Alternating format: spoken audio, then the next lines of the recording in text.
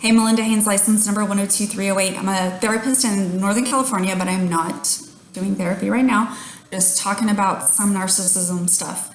So yes, I do believe that narcissism is treatable. I don't know that it's completely curable, but I know that it's treatable. It has to be, because it's all based on coping skills, survival skills, patterns from childhood. What did I need to do to survive? And then we see it played out in our relationships, our current relationships with them, and we're sitting here thinking like, well, what are you doing? Why are you doing that? Well, the reason why is because we're expecting something from them. We're expecting that interaction from them, but they're still stuck in the patterns from childhood. They're still stuck using, the wrong toolbox with this set of tools in it on the wrong thing. It's like they're a refrigerator repairman, but they're trying to repair a jet. Okay, so yeah, they might be capable of repairing the jet, but they're using the wrong tools. Okay, so when we see people interacting like that, we, as the people that don't have personality disorders, we need to be able to step back from that and allow them to work through their stuff. That's their deal to own. Now, where we see all the stuff that comes out on the internet, the videos, the people that have had relationships with narcissists or maybe with borderlines, histrionic, we see what happens is they're mad, they're angry, they've been hurt, but now they want to just say, all, XYZ people are bad and evil and they all need to burn in hell. Well, maybe if we look at our own selves and the way we interact with people, whether they have personality disorders or not, the way we interact with people is we hold our basket out to them and we say, dump your shit in here, please. And they dump shit into our basket, and then we get mad because there's shit in our basket. When really all we need to be able to do is say, this is my basket. You do not have permission to dump stuff into my basket because I'm going to work on my own stuff. I own this. This is my basket filled with my own stuff, and you don't get to dump your stuff into my basket. That way, we don't have to run around going, I'm so mad about this. Look what he did to my basket. Look what she did. Look, and we're mad, and then we start to just, vomit our anger onto everybody because we allowed somebody to shit in my basket. Okay, so that's why I'm saying, a lot of the stuff on the internet that we see is not accurate. It's not based on clinical, studies. It's not based on any kind of therapeutic anything. It's just people venting. And I'm not against venting. I love venting. I do venting myself.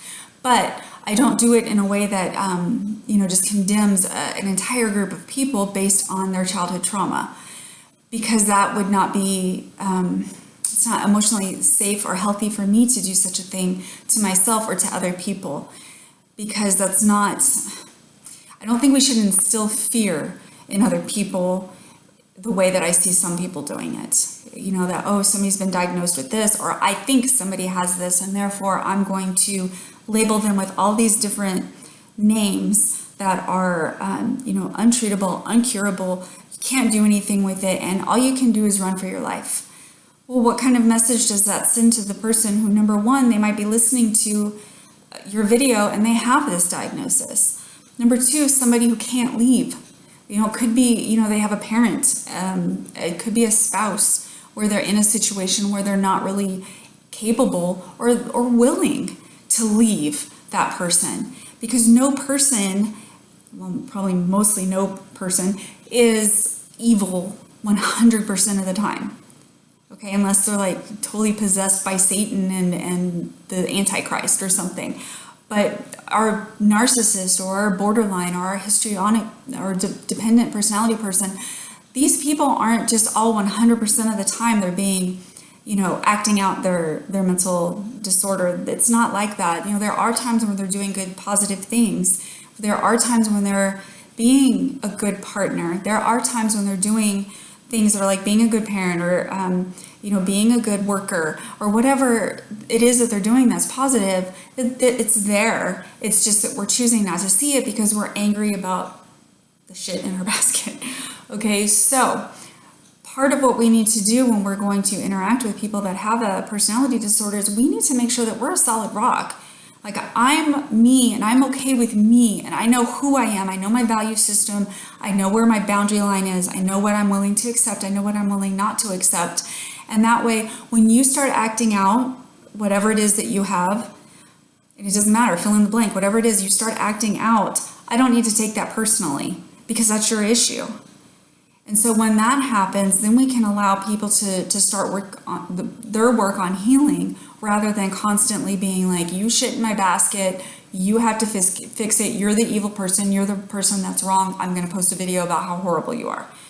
So there's a difference. There's a difference between, saying, yeah, what you did was wrong, that's hurtful and that's not okay and I have to set a boundary, versus you have this personality disorder, all people with this personality disorder are evil, and I'm going to make sure I put everybody on blast.